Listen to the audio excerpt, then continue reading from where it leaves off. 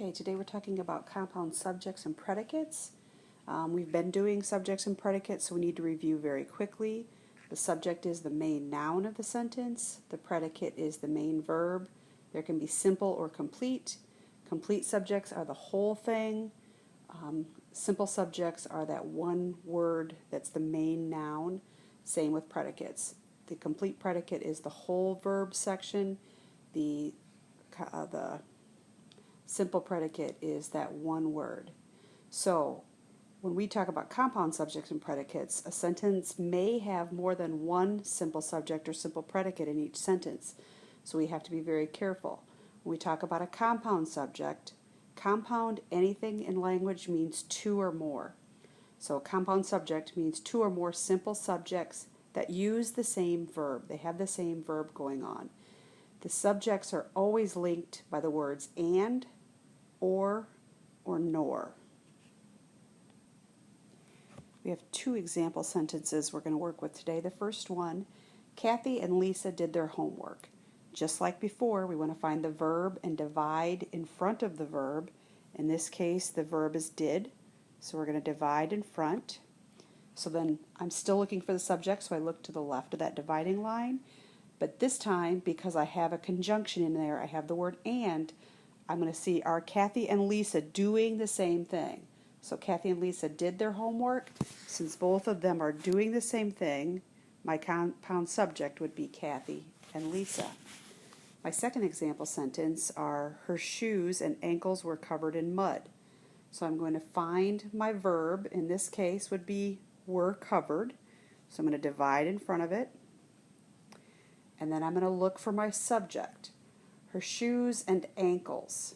What would be the two main nouns in that section? Well, it's going to be shoes and ankles, not her. Her is describing who they belong to.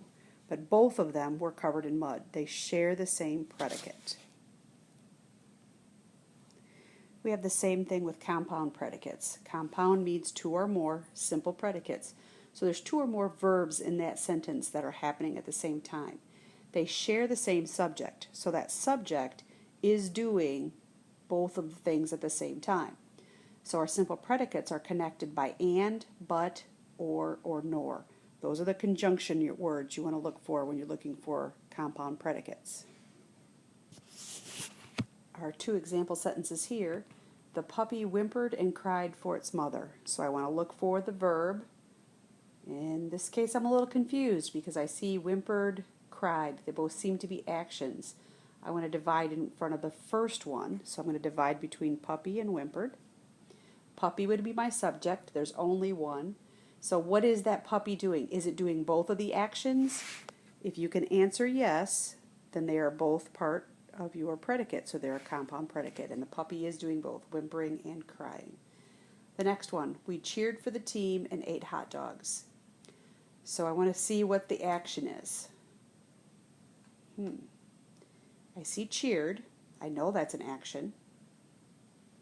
But I also see ate. I have to divide in front of the first one. So I'm going to divide in front of cheered. We is my subject.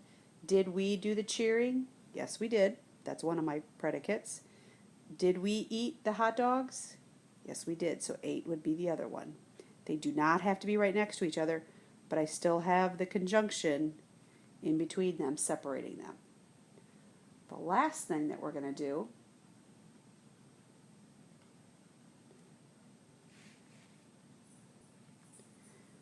we're going to look at this last sentence, and I'm going to give you just a little bit of time to see if you can figure out compound subject, compound predicate.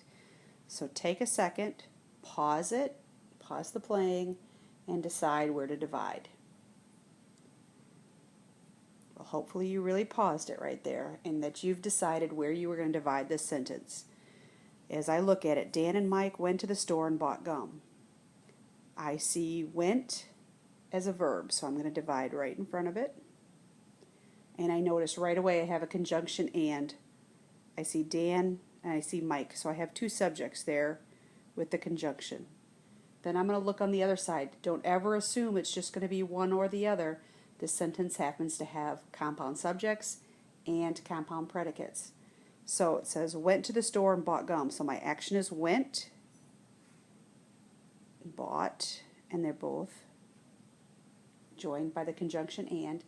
The thing you need to be careful with, back in the directions, I told you they have to share the same verb or share the same action. Are both Dan and Mike, did both Dan and Mike went, and did they both bought? I know grammatically that's not correct, but if they were both doing that same action, they share it. So then that would be correct. That is the end of compound subjects and predicates. Good luck on your homework.